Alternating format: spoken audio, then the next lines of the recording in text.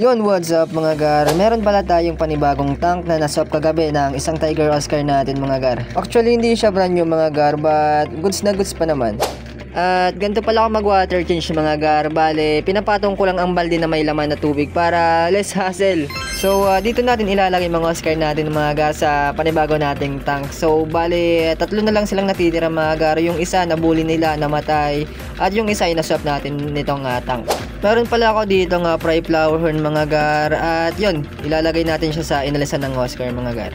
At yun, we're finally done mga gar. Bale, papasilip ko sa inyo mga gar ang mga isda ko dito sa indoor setup. Tara.